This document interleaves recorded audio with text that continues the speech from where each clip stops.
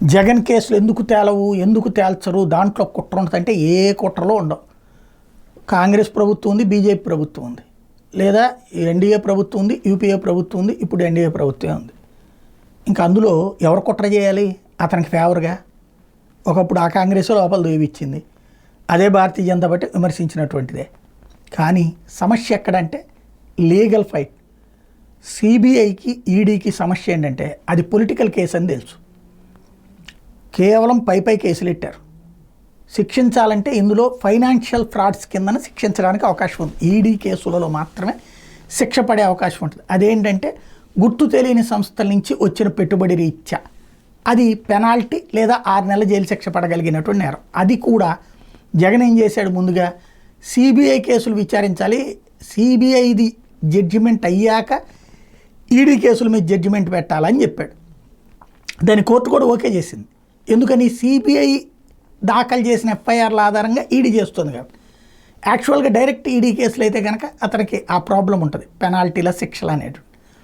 కానీ సిబిఐ కేసులను ఇతను నేరస్తుడని నిరూపించాలి, దానికి తగిన సాక్ష్యాధారాలు ఏం లేవు. అందుకని వాయిదాల మీద వాయిదాలు అటు సిబిఐ అడుగుతుంటుంది, ఇటు వాటి సవాల్ మీద సవాల్ చేస్తూ డ్రాగ్ చేసుకుంటూ రావడం జగన్ అవుతుంది. ఏదైతే రఘురామకృష్ణరాజు వేసిన పిటిషన్, జగన్కి బెయిల్ రద్దు చేయాలని వేసిన పిటిషన్ నేపథ్యంలో సిబిఐ అసలు ఇన్నాళ్ళు ఎందుకు పడుతోంది అన్నటువంటి పాయింట్ అడిగినప్పుడు తాజాగా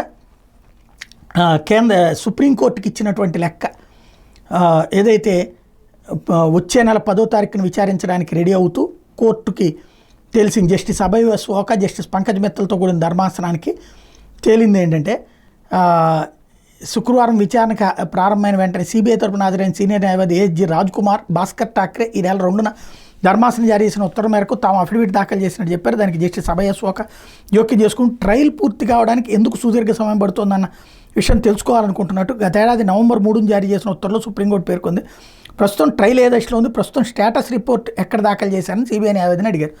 అందుకు అదనపు సొలిసిటర్ జనరల్ ఠాక్రే బదిలిస్తూ మేము గత రాత్రే దాఖలు చేశామని ధర్మాసనం దృష్టికి తెచ్చారు. ఆ కాపీ తన దగ్గర లేదని జడ్జి ఓకా చెప్తే సిబిఐ న్యాయవాది ఆ కాపీల్ని ఆయనకు అందజేశారు.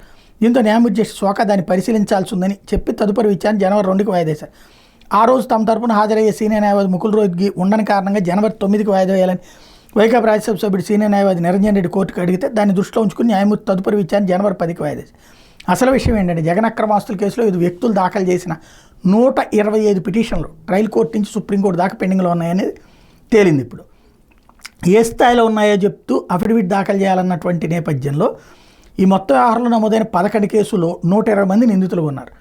వాళ్ళందరి మీద ఛార్జ్షీట్లు దాఖలు చేశారు. అయితే 861 మంది సాక్షులు ఉంటుందో తెలిపారు. ట్రయల్ కోర్టులో మొత్తం 11 కేసులు కలిపి 86 డిశ్చార్జ్ పిటిషన్లు ఉన్నాయి. అంటే కొట్టేయండి అని అడిగే పిటిషన్లు 86 ఉన్నాయి.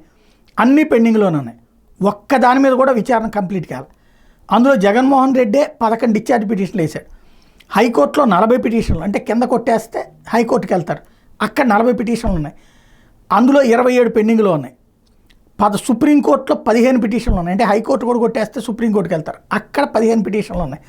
అందులో 12 పెండింగ్లో ఉన్నాయి. ఇది ఓవరాల్గా ఇచ్చినటువంటి లెక్క.